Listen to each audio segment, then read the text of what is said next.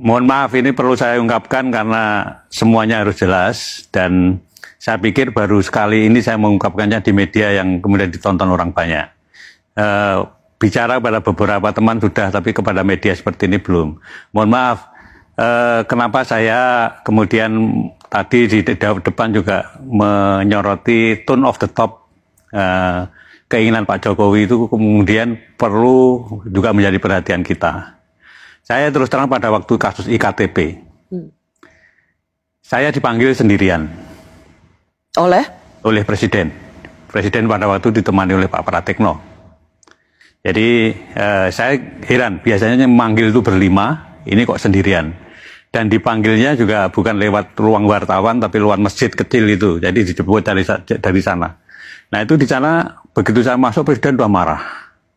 Presiden sudah marah, menginginkan, karena baru saya masuk gitu, beliau sudah teriak, hentikan. Kan saya heran, hentikan, yang dihentikan apanya gitu kan. Setelah saya duduk, ternyata saya baru tahu kalau yang suruh hentikan itu adalah kasusnya Pak Setnov.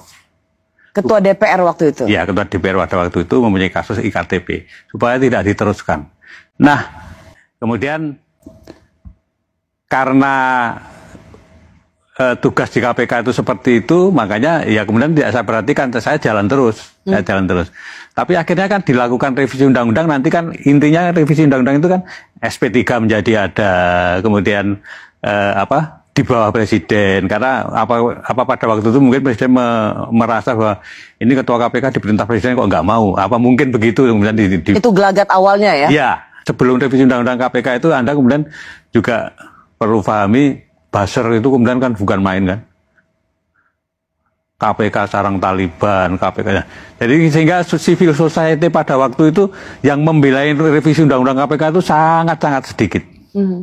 Teman-teman saya seperti Pak Imam Prasojo itu nggak datang tuh kalau waktu itu, karena tidak sebanyak waktu membela cicak buaya. Tidak pada waktu cicak buaya, karena merasa ini KPK sudah seperti Taliban, seolah-olah omongannya buzzer itu betul gitu. Jadi revisi undang-undang KPK kemudian terjadi. Pak Agus, kalau saya ingin kembali, jadi ini sebuah kesaksian ya, dan fakta yang Pak Agus alami bahwa Bapak dipanggil oleh Presiden untuk menghentikan kasus IKTP yang mentersangkakan Setia Novanto waktu itu menjadi Ketua DPR. Ya. Bapak bersaksi itu ya? Saya bersaksi. Yang Anda tangkap Pak Agus, yang ingin dihentikan Presiden itu adalah jangan sampai mentersangkakan Setia Novanto yang waktu itu menjadi Ketua DPR.